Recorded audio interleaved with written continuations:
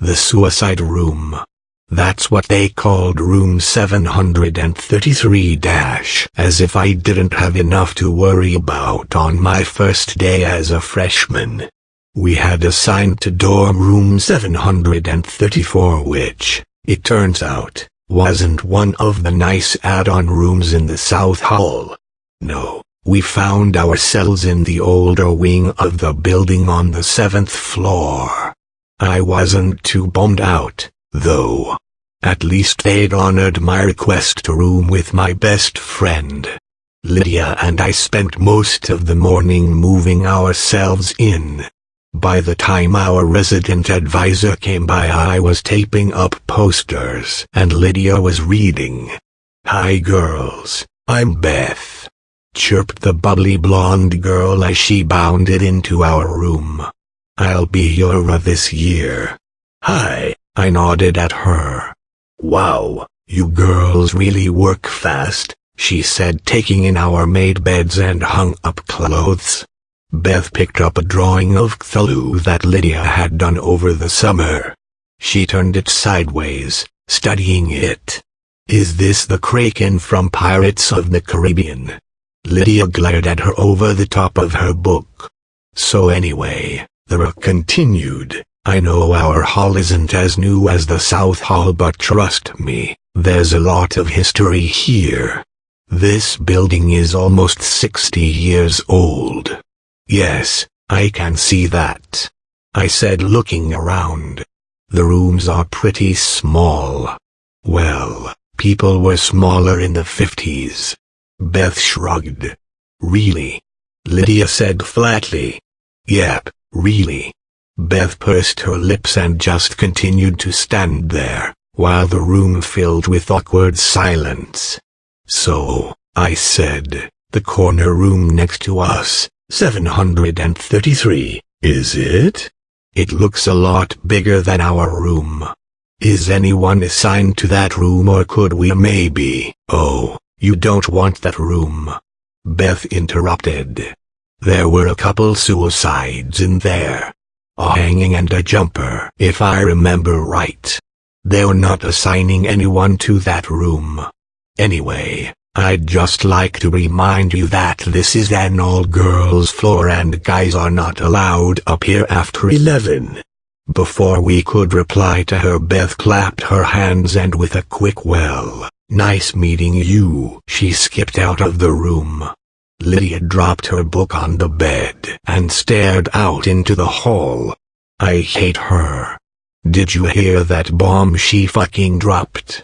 I'm going to call her dumb shit, Beth." "Lydia, seriously? Suicides? Oh, Becca, relax. Every college campus has a few suicides." "Yeah, but in the same room?" Lydia sighed. "Really? Who cares? It's not our room." "Yeah, I guess." I turned to study the little window in our room. Can you imagine climbing out of that tiny window and jumping? You'd be alive for at least 5 seconds before you hit the ground. "Oh, fuck, Becca, can you not?" Lydia glanced at the window and visibly shuddered. "You know I fucking hate heights, and just talking about that shit is raising my blood pressure." "We could always move into the suicide room," I teased her. "That one has a window on each wall." "Fuck you." Okay.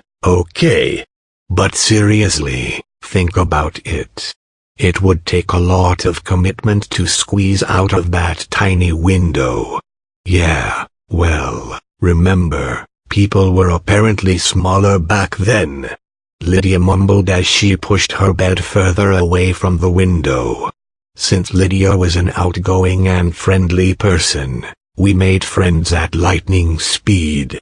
There were a lot of parties in those first few weeks, at one of which Lydia inevitably met a guy. I'd known the girl since we were in diapers, so I fully anticipated her having a boyfriend by the end of September. His name was Mike and he wasn't anything special. Just your standard frat pledged ouch canoe. After about a month on campus, the novelty of college started wearing off. Lydia and I found our stride and we spent more weekends studying than drinking. Midterms were coming up in a couple weeks, and I was determined to maintain a 4.0 GPA throughout my freshman year. One night in early October I was woken up by a loud, grinding sound. I sat up in bed and strained to hear it again. Lydia was also wide awake and listening. "Slam, what the fuck?" she mouthed to me. It wasn't unusual for there to be noise in the hallways, since other people came in at all hours of the night. But this sound had definitely come from next door, the corner room. "Grind, is that?" "Yeah," Lydia whispered. "That's the window next door." At Lydia's insistence, we kept our window closed at all times. However, there was no mistaking the sound of the window in room 733 being opened and closed again at regular intervals. "Slam, who's in there?" Lydia shrugged. "Is someone fucking with us? Is this like initiation?" Lydia raised her eyebrow at me. "Initiation to what?" "I don't know. College.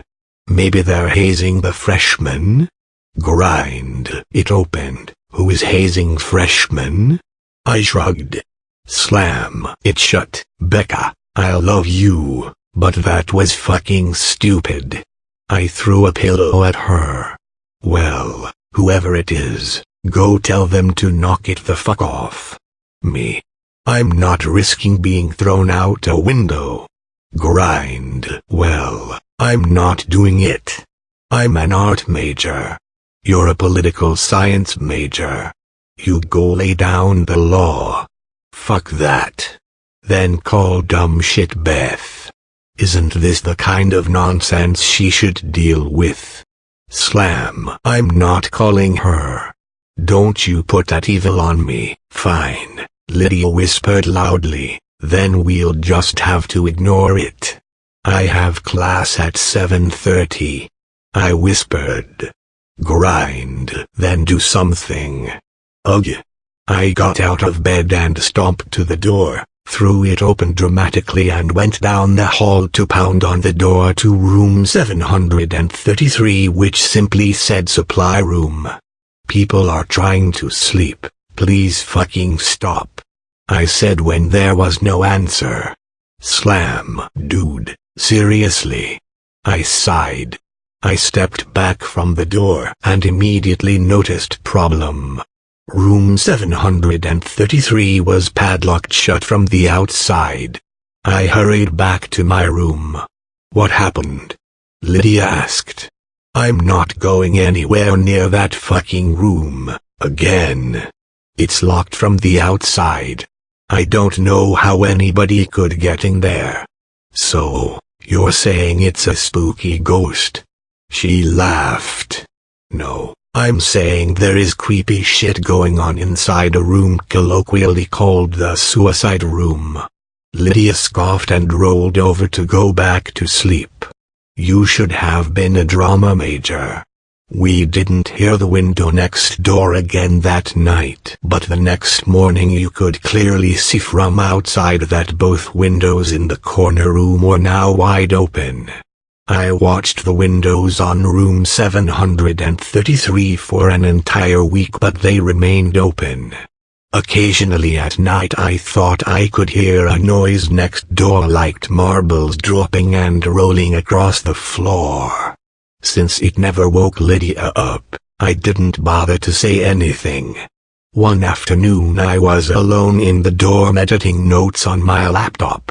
I had my headphones in, but the music wasn't loud enough to cover the noise of someone knocking on the door. "Come in," I said without looking up from the screen. A moment went by and then I heard the knocking again. I jerked my earbuds out and slammed the laptop closed. I turned around. "Come, what the fuck?" The door to the hallway was wide open. I'd left it open on purpose since Ian, a junior I was dating, was supposed to be stopping by. I heard the knocking again from behind me and literally jumped out of my chair. It had come from the other side of the room, the closet door. It was the closet that shared a wall with room 733. Lydia, you're not fucking funny. Nothing. Lydia, I swear to God, I will punch you in your face. Silence.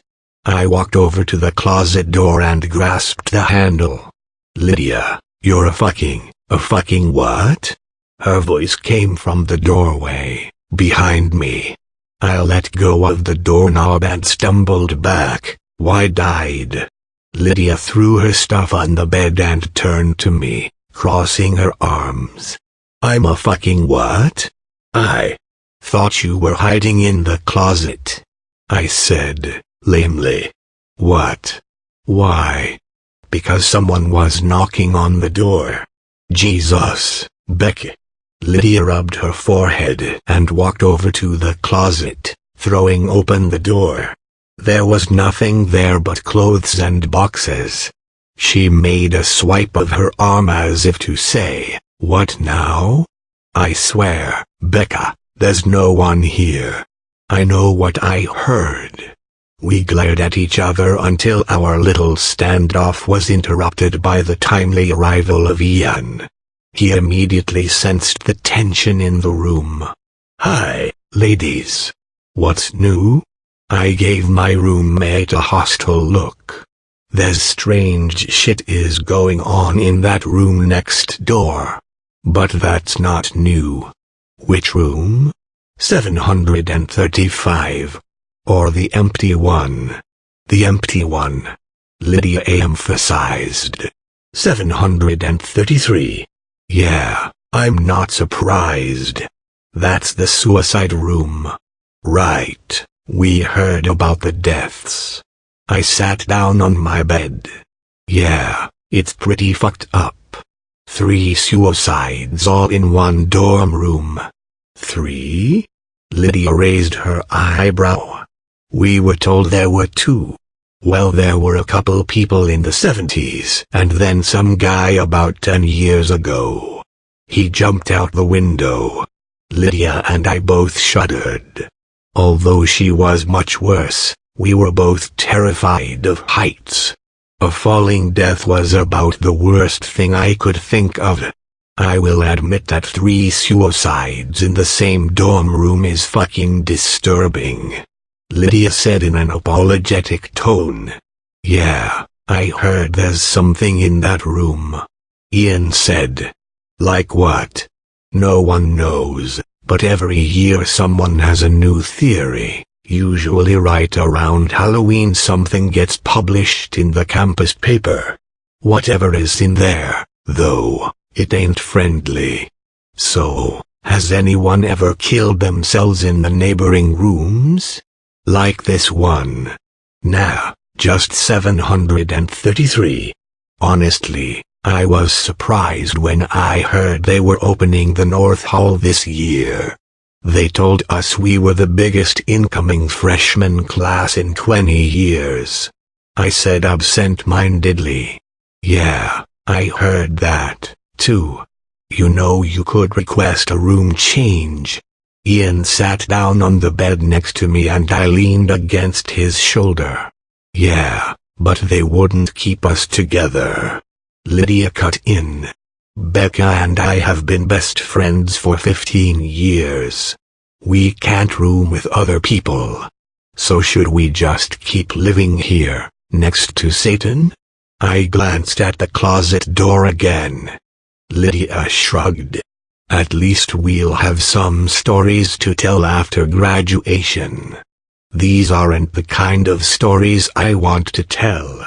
A few days later Lydia began to believe my closet story. I woke up in the middle of the night to the sound of someone whispering. I looked over at Lydia, who was already staring at me with wide eyes. She slowly brought a finger to her lips, I listened intently, trying to hear what the voice was saying and where it was coming from, but I couldn't understand even one word. I got out of my bed and tiptoed over to Lydia's. The whispering was definitely louder over there, but then she shared a wall with room 733. I listened harder. Never. Taken. Mouths. Of fools. What the hell? Lydia leaned over and put her ear up to the wall. The whispers suddenly stopped and I leaned closer. Suddenly there was a loud bang from the other side. Lydia immediately recoiled and clutched her ear in pain. Someone was in there. Suddenly more angry than scared, I again threw open our door and stomped over to the supposedly empty supply room. I banged on the door loudly, not caring who else I woke up at this point. Are you fucking kidding me? I yelled at the door. This shit isn't funny anymore. Come out of that fucking room, you asshole. Silence. And then the doorknob started to turn. I don't know what I'd expected to happen, but it wasn't that. I backed up so far from the door that I ran into the opposite wall. When the handle had turned all the way down, something started to push from the other side. The door groaned loudly, but the locks held. I held my breath until the pressure on the door subsided and the handle slowly returned to its normal position. I noticed Lydia peeking her head out of our room. She held up her hands as if to say, "What happened?" "Someone thinks they're funny," I answered her out loud. She shook her head and disappeared back into our room. I knelt down on the floor and brought my head down to the carpet, peering under the door crack. It was the first time I had seen into the corner room. Room 733 was definitely a supply closet. There were chairs stacked along one wall and bed frames along the other. A few rotting mattresses were piled under one of the windows, and a thick layer of dust covered everything in the room. The windows were absolutely huge, which was something you couldn't really tell by looking up at the building. They were open as always, and I could definitely see how someone could easily climb through them to the outside ledge. The room didn't look like it had been disturbed in a couple of decades, which sent a shudder racking through my body. The moonlight, which had been providing enough light to see into the room, suddenly vanished and I saw only pitch black inside. I blinked rapidly, trying to adjust my night vision. I squeezed my eyes shut, and when I opened them, a large yellow eye was looking back at me, only a few inches away from my face on the other side of the door. I screamed and woke up half the dorm. There was no denying that things were escalating. The next morning, Lydia and I put in dorm change requests with resident services and hoped for the best. In the meantime, we agreed to never be alone in our dorm room at night. Either we both spent the night at home or neither of us did. We started spending most nights with our respective boyfriends. I told Ian everything that had happened, and he suggested I maybe talk to the campus paranormal society. I hesitantly made an appointment, and Lydia and I met with a small, cleanly dressed kid named Craig and 4 of his colleagues the following Tuesday. We told them everything we could remember, every incident, no matter how small. Craig and the 4 other members of the Paranormal Society sat quietly and took notes for half an hour. It wasn't until we finished that anyone spoke. "Is that all?" Craig asked. Yes, I said slowly. Would you mind waiting out in the hall for a few minutes so that I may confer with my colleagues? Sure. Lydia smiled indulgently and stood up. Whatever you need. The door had barely shut behind us when Lydia snorted and rolled her eyes. Let's go. Go where? I asked. Are you serious? Lydia, come on. We need help. I am freaking out. We haven't stayed one night in our dorm since Thursday, so this isn't something we can just brush off. Okay. She threw her hands up. Let's hear what they have to say and then we can go over to resident services and check on our move requests. We loitered out in the hallway for another 15 minutes before Craig came out and asked us to come back and take a seat. With all the pomp and circumstance of a meeting of Parliament, Craig cleared his throat and made his diagnosis. What you are dealing with, ladies, is a very angry ghost. Is that your professional opinion, Craig? Lydia said. I shot her a look. Why yes, he stuttered. A vengeful spirit, a spirit? I asked. I very much doubted that that's what we were dealing with. Yes, answered one of the not Craigs. That's ghost to the layperson. Jesus Christ, Lydia groaned and rubbed her temples. Mistaking Lydia's frustration with despair, Craig rushed right into his speech. Don't be afraid, ladies, we're going to take care of you. It's true that spirits can be quite a headache if you don't know how to exorcise them, which is why it's good you came to us. Suicides almost always result in angry ghosts. They need revenge. Revenge on whom? I asked. On other students. Perhaps this particular spirit was bullied into taking his own life and now seeks to torment others. Ah, listen, we can take care of this for you right away. All we ask is a small donation to the society, Craig continued. We honestly didn't realize that room was having this much activity. It's really very exciting. Great, well, thank you for your time, Lydia said as she grabbed my hand and pulled me out of my chair. Do you want to set something up for this weekend? Craig asked. Tell you what, we'll call you. Lydia hurried me out of the room wearing a weary look, and we didn't speak again until we were almost to the admin building. That was a waste of time, she said. Look, I'm not disagreeing with you, but, Becca, tell me you didn't honestly buy into that? So you don't think it's I was having trouble even saying the word. It sounded so ridiculous. Ghost. Well, I don't fucking know, but neither do they. That guy had no idea what the fuck he was talking about.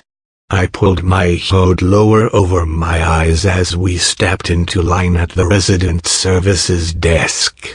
Let me put it this way, Lydia continued. They're playing Ghostbusters, and we're living the fucking Exorcist. Fine, I sighed. Then what do you want to do? Just keep sleeping at Mike and Ian's until we get reassigned? I just want this to end. Lydia crossed her arms and stared straight ahead. We all wanted this to end. Even if living next to that fucking room wasn't scary, it was sure as hell distracting. Alright, well, I mean, we're probably safe during daylight hours, so as long as we don't spend nights there we should be okay. Our room is only ghost adjacent after all, and our new assignments will come through soon. I checked my watch. Fuck, it's almost 2. Shit, really? I gotta go. Mike got accepted to Sigma Chi, and he's getting initiated today. Oh yeah, I forgot he rushed. The girl at the desk waved us forward. I hadn't even realized we'd reached the front of the line. Let me know what they say, Lydia said as she ran out the door. The girl at the desk eyed me suspiciously as I approached. Hi, I'm Dash. You're the girl trying to move out of 734 in Riley, aren't you? She'd caught me off guard. Yeah, one of them. How'd you know? Sorry, I overheard you. I also saw your file cross my desk a few days ago and I gotta ask, why are you looking to transfer rooms, exactly? I was tired. I was beaten down. I didn't have the energy to think of a lie. Because shit is going on in the empty room next door and it's really freaking us out. Noises, whispers, knocking. The other night I saw someone. You saw someone? Yeah. In room 733. Yeah. I looked under the door. There was definitely someone in there. The girl narrowed her eyes at me for a moment and then nodded for no particular reason.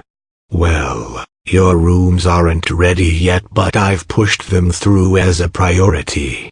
For right now you're stuck, though. There just isn't anywhere else to put you. I sighed. I'd figured as much. I'm Alice, she continued, and, look, I've actually done a lot of research on the Riley suicides and I think I can help you. Or at the very least offer some insight. Really? I asked, hesitantly. Absolutely. I'm in Taylor Hall, room 310. I'll be back to my dorm by 4 today. Thanks. We just came from the Paranormal Society on campus. Ugh, say no more. Alice rolled her eyes. Yeah, so. I'll definitely see you at 4. Great, Alice said, and smiled. I was early to Taylor, but then so was she. I told our story for the second time that day, and Alice wasn't afraid to interrupt with questions, though her queries didn't betray her thoughts. When I was finished, she leaned back in her chair and sighed deeply. I can't believe it, she shook her head. I'd always heard rumors, but I honestly doubted any of it was true. I can assure you, everything I've told you is absolutely true. And how is it now? When you're there? We aren't ever there at night, but during the day we've heard scratching on the wall, really quiet whispering, and sometimes we still hear the window opening and closing. In broad fucking daylight. However, every time I look up from the street the windows to 733 are open. Alice nodded. Well, for the record, I don't think you're in any danger. As much as it sucks, you guys are simply a casualty. You just need to stay out of room 733. I snorted. Are you kidding? I would never go in there. I believe that you believe that. But this thing, whatever it is, it's tricky. Manipulative. A liar. And it's smarter than you. I'll try not to be offended by that. You shouldn't be. What do you think it is? Something very old and very evil. I regarded her skeptically and then let my eyes wander around the room. I hadn't really noticed the decor before, but to say Alice had an interest in the occult was an understatement. I can't see any situation where I would be compelled to enter that room. I know. But you have to be prepared that there may come a time when you have to make a decision about entering that room. Because what you are dealing with, it's already killed 5 people. 5. I thought it was 3. Yeah, well, not everyone is inclined to do the level of research that I do. Let's see, there was Ellen Burnham in 1961. She jumped out the window. She was the very first. And then Ted Collinsworth in 1968. He jumped, too. Marissa Grigg in 1975, she hung herself. Erin Murphy in 1979. She jumped. And then Eric Dowston in 1992. He hung himself.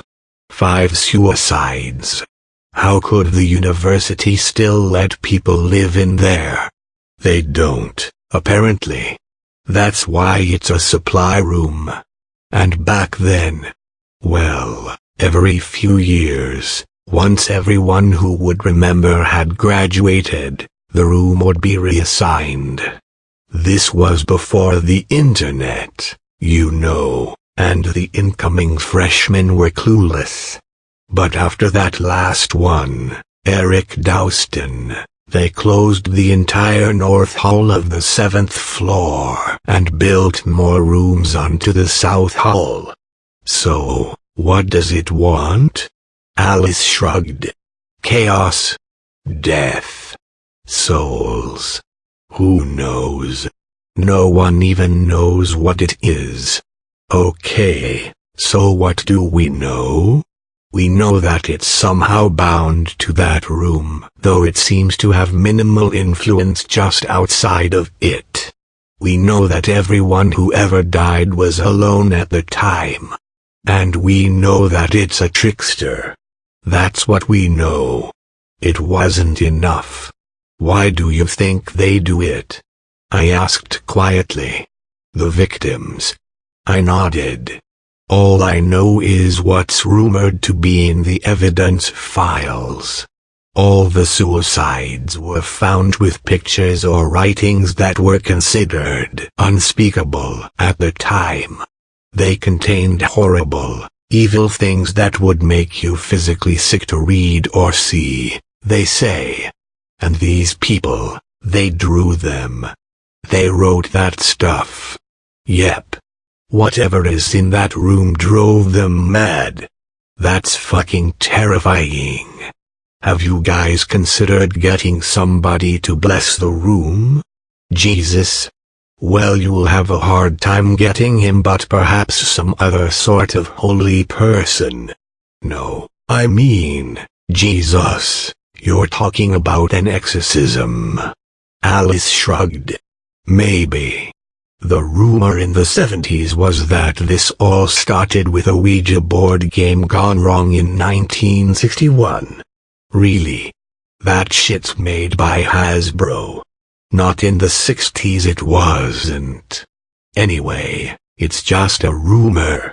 The only person on campus who would know is Tom Moan in admin. I've tried to talk to him before, but he refuses to see me. Did he go here in 1961? Yes. And he was staying in Riley. We need to talk to him. I need to know what the fuck is happening, or I won't be able to live the rest of my life as a well-adjusted person. I suppose we can try to chase him down on campus. Can we talk to him tomorrow? We can try. Mr. Moan wouldn't see us that day or the next. We tried to catch him on his lunch hour and then again while he was leaving work, but he got around us every time. It was soon clear that the old man was actively avoiding us. Lydia and I had seen little of each other since we'd continued to sleep in other dorms. I went back to our room twice a day, once in the morning and once in the afternoon. Usually the other room was silent, but that didn't make me feel better. I could always sense something on the other side of the wall, somehow watching me. It felt like the calm before the storm. The Thursday before Halloween I came back to the dorm to shower in the evening, much later than usual.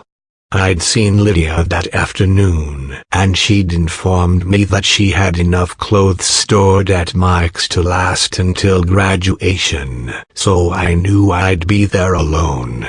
I showered down the hall in the safety of the bathrooms, and then walked back to my room to change. I was supposed to meet Ian in half an hour to head out to a party, and I wanted to get out of here as quick as possible. Since the silence was unnerving me, I threw my iPod on the docking station and turned up AC/DC. I got dressed and then stood in front of the mirror to dry my hair. I flipped my head over and blow-dried upside down to try and give my hair some volume. When I flipped my head back up and shut off the blow-dryer, I immediately noticed the silence in the room. But that wasn't all I noticed. I wasn't in my dorm anymore. Behind me was reflected the dusty bed frames and large open windows of room 733. I spun around in a panic to find that I was actually standing in my own room. I looked back at the mirror to see that 733 still reflected there. A slight movement behind me was all it took to make me run. I grabbed my purse and phone, and I fled from my room, slamming the door behind me. On the elevator ride down, I called Alice. "I can't do it anymore," I said when she picked up. "I can't go back in that room again. I can't ever go back." "What happened?" I told her. "Jesus, what do you want to do?" she asked. "I need to talk to someone who knows what the fuck is going on. Is Tom Moan the only person we know was here in 1961? The only one I know of. Maybe we can get him on his way in tomorrow morning. We'll just corner him and refuse to move until he tells us something. He comes in at 6:30 according to the schedule I have.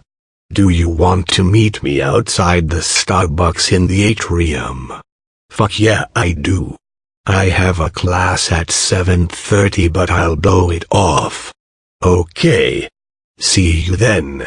I wasn't usually much for parties, but I was glad I was going to one that night. As soon as we got there, I asked Ian to get me a drink. Since I wasn't usually much of a drinker, he gave me a raised eyebrow. I gave him a brief synopsis of what had happened earlier, hoping he wouldn't think I was crazy. Ian made me a scotch and coke. It was the first of many. Around midnight I went to have a cigarette and checked my phone. I had a voicemail from Lydia left at 11:04 p.m. "Hey Becca, listen, I just had a huge fucking fight with Mike. I guess his frat decided that for Halloween this year all the new brothers have to spend the night in the suicide room. In our dorm. I can't fucking take it. He knows what's been going on with us and he still agreed to do this. He's now trying to convince me that Sigma Chi is behind all of the stuff going on in room 733 because they've been trying to drum up buzz for their Halloween deal. I can't dash. I hit end and threw my phone in my bag. No wonder Lydia was pissed. This was not good. Not good at all. I found Ian inside and asked him to take me home. I was suddenly very stressed, very tired and very drunk. When the alarm went off at 6 a.m., it took everything I had to pull myself out of bed. I got dressed in the clothes I'd worn the night before and shuffled my way across campus to the atrium. Alice was already there with a black coffee in hand. I figured you'd need this, she laughed. How'd you know? Your texts. I texted you last night? Yeah, at about 1. You told me about Sigma Chi. Oh, God, yeah. I pushed my sunglasses higher up my nose and pulled my hood lower over my eyes. Those guys are idiots. Remember how I told you that it's crafty? Well, what if the point of messing with you was to make 733 provocative, you know, to seduce people into going inside? No one has been in that room for years. Can you imagine how hungry that thing is? Do you think they're really at risk? I asked as I sat down on the steps to the admin building. Yeah. In fact, the only thing they have going for them is that all those suicide victims were alone at the time of their deaths. So, it'll be less powerful with all of them there. Theoretically. We would know a lot more if we knew what it was. And we can't know what it is without knowing how it got here. And that is why we need Moon. What time is he supposed to get here? Actually, 20 minutes ago, Alice said, grimly. It was another half an hour before we resigned ourselves to the fact that Mr. Moon had snuck around us as usual. We went to the front office hoping to beg again for an appointment with him anyway. The woman at the admin desk regarded us coldly. Tom isn't coming in today. Or any other day for that matter. He quit yesterday. Looks like you won't be harassing him anymore. We weren't harassing him, I said. We just desperately needed to talk to him. We still do, added Alice. Well, you won't get any of his personal information from me, she said snidely and walked away. What the fuck do we do now? I asked Alice. Without Tom Moon there's nothing left to do. Alice, fuck, I can't go back into that room.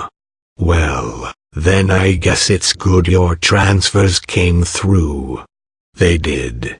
Yep. I got the notice when I checked my work email this morning. You're going to Morton and Lydia is going to Tinsley. Oh, thank God. I thought you'd be happy about that. I also convinced my boss not to assign anyone else to room 734. Thank fuck. The only thing is you won't be able to move until Monday. I can last through the weekend, especially now that the end is in sight. I have to tell Lydia. I opened my phone to pull up Lydia's number, but my attention was caught by the red single quote badge over the voicemail logo. I hit play. It was the rest of the message from last night. Even look at his dumb fucking face anymore, so I'm going to head home. Don't worry about me, I'll be okay. I'm drunk enough to sleep through any bullshit from next door. I'm just so fucking pissed off right now.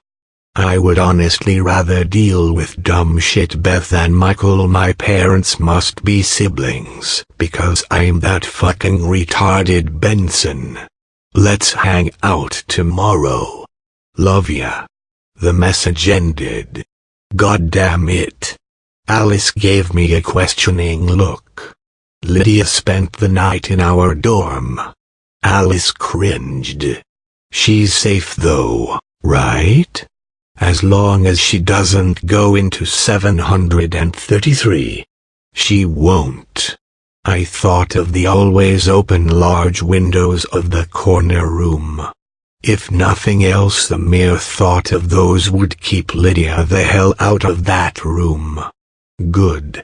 Well, since we have nothing else to do you want to go look for theology books in the library? It's pretty much the only thing open right now. Sure, I shrugged. I didn't have another class until 10. The little old lady who sat behind the library's checkout desk must have been 1,000 years old. Miss Stapley's eyes were small and watery, and her skin looked like it was melting off of her skull. Still, she was nice and knowledgeable, and she sent us in the right direction for books on demonology, though she gave us a curious look as she did. There wasn't much. We read everything we could, but it either wasn't relevant or wasn't in English. We returned to her desk 30 minutes later. Do you have anything on the occult? The occult? Her voice trailed off. Yes, I do. Over there to the left of the reference section. Okay, thanks. Sorry, I'm too hungover to use the Dewey Decimal System, I said. I don't think she likes the look of us, Alice whispered as we walked away. Our look or our subject matter? Probably neither. Within the hour we were back up at her desk, having struck out again. We could tell she was getting annoyed as her eyes narrowed suspiciously at us as we approached. Sorry, do you know where we could find something on seances or Ouija boards or... Now listen, girls. Miss Stapley stood up from her desk and looked over her glasses at us. I really hope this is for class. It is, I said. It's not, Alice answered simultaneously. It's personal research. Research? What kind of research? Look, we're not going to mess with a Ouija board or anything, I said. Good. Miss Stapley smoothed her pleated pants and sat back down. Because I can't have that sort of thing going on here again. Again? Alice latched on. The older woman suddenly looked very uncomfortable and started fidgeting with a stack of books on her desk. We may have something on seances in, Miss Stapley. We're researching what happened in Riley in 1961. Alice interrupted. And also what's been happening there ever since. Well, it's no secret, is it? A student committed suicide in that room. Dreadful but not unheard of on a university campus. 5 students. I corrected her. But you know that, right? Alice was suddenly talking very fast. Because you sound like you're well versed in this story. Please, tell us how this started and we might be able to end it. End it. Miss Stapley's voice became quieter but more concentrated. Don't be so arrogant, young lady. You can't end it. People have always died in that room and they always will. There is no end to it, so you'd best stay far away from it. But maybe if we knew how this all started, it started just as you think it did. But everyone that was involved is either very old or very dead by now. Just stay away from that room. Concentrate on your studies.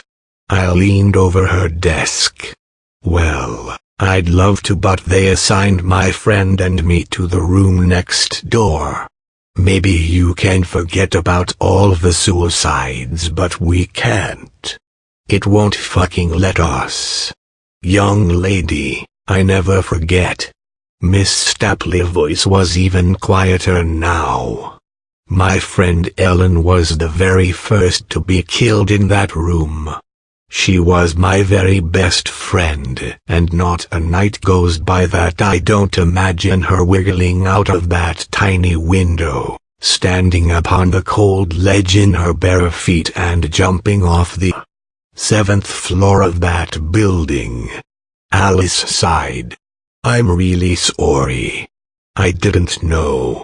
Yes, well, these are old wounds, my dear. Now girls, I suggest you request a room reassignment immediately. No one should be living on the 7th floor of that building. And that's all I'm going to tell you about it. Alice sighed but resigned herself to a nod. We wouldn't learn anything more here. Still, it was quite a breakthrough. At least we had some information now. Alice walked away and I made to follow her, but my feet wouldn't move. Something was bothering me. A small yet poignant word had been buried in Miss Stapley's story. A word that suddenly seemed very important. Eh, Miss Stapley? I asked the tired, old woman at the desk. Why did you refer to the windows in 733 tiny? Because I've seen those windows and they're huge, like 5 feet tall. Dear, you're thinking of the corner room. That's the supply closet. Room 733 is next door to that. No, I stuttered. That's room 734. Yes, well, it is now. When they built the additional rooms onto the south hall, they moved all the room numbers down. Oh my God. I suddenly felt very hot and very dizzy. That sneaky fucker, Alice whispered next to me, her skin paling. Lydia. We took off across the campus at a dead run, witnessed only by the few bleary-eyed students on their way to morning classes. When Riley finally came into view, I stumbled on the pavement as my blood turned to ice. From our vantage point we could clearly see the windows of the corner room were closed, the first and only time I had ever seen that way.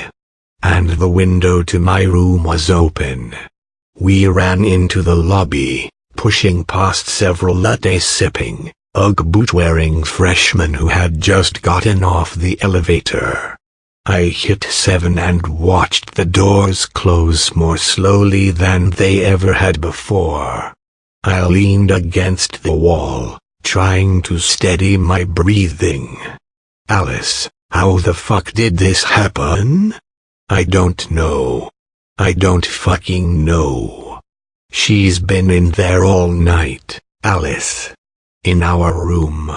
Alone. Alice shook her head but had nothing to say. When the doors finally opened on floor 7, we saw a quiet, deserted hallway. I ran toward my room with Alice right behind me. Rounding the corner, I threw open my door hoping it wasn't locked.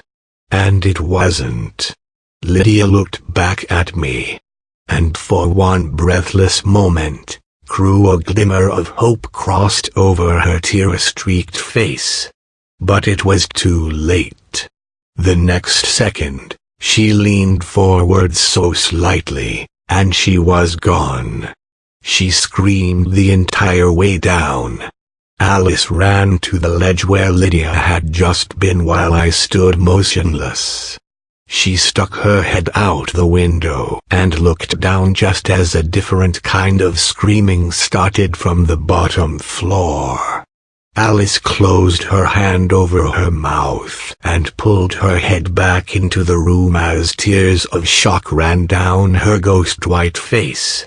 The screaming from outside got louder as more people saw what remained of my best friend on the cold pavement. I leaned back against the dresser and slumped to the floor. A falling death. Lydia never wanted a falling death. I absent-mindedly picked up one of the pictures that were strewn all over the floor. It was a picture of Lydia's mother. She was dead. I picked up another picture. It was Lydia's baby sister. She was dead, too. There were dozens of pictures just like it all over the floor. Lydia has been busy last night. As for the things depicted in them, I cannot tell you. Lydia was a talented artist, and I only saw a few before I got sick on the floor next to me. Alice was standing in the doorway yelling something down the hall. I don't know what she was saying because all I could hear was a high-pitched whine in the room. Suddenly a piece of paper slid out from under the crack in the closet door and glided across the floor toward me. I picked it up and studied it for a moment. This was drawn by Lydia too, but it wasn't like the others. It was a picture of the closet from my exact vantage point. In the drawing the door was cracked and there was something looking back from the darkness. I put the paper down and studied the closet. The door was cracked open just like the picture. I squinted my eyes and tried to see inside. Just as I started to distinguish the defined lines of a long face looking back at me, Alice pulled me to my feet. "We need to get out of here," I thought I heard her say. I never went back into that room. My parents moved my things, and I spent the rest of the semester in an apartment off campus. I transferred to an out-of-state school for my spring semester, and finished my degree there. Every night I dream of Lydia pulling herself through the tiny window, shimmying out onto the cold ledge, standing up and knowing there's nothing between her body and the terrifying abyss in front of her. I watch her look down 7 stories to the black pavement below and realize, though not accept, her terrible fate.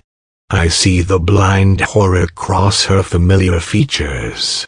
I hear her wildly pounding heart, desperately trying to race through every beat of the life she should have lived, and knowing it has only mere seconds. I watch her look back at me, and I watch her fall. It's been 9 years since that night, and every fall semester for 9 years I've called resident services to see which dorms are open for new student assignments. Riley is always open. The 7th floor is closed. This year life and work got in the way, and I called much later than usual. I was put on hold immediately. Resident services. A man finally answered. "Were you the one asking about open rooms in Riley?" "Yes, that's me. We're entirely filled up and there's a waiting list for Riley. But, as it happens, you actually have great timing. I make no promises, but we may be able to get you in. We just got approval this morning." "Approval for what?" I said slowly. We're opening up the 7th floor.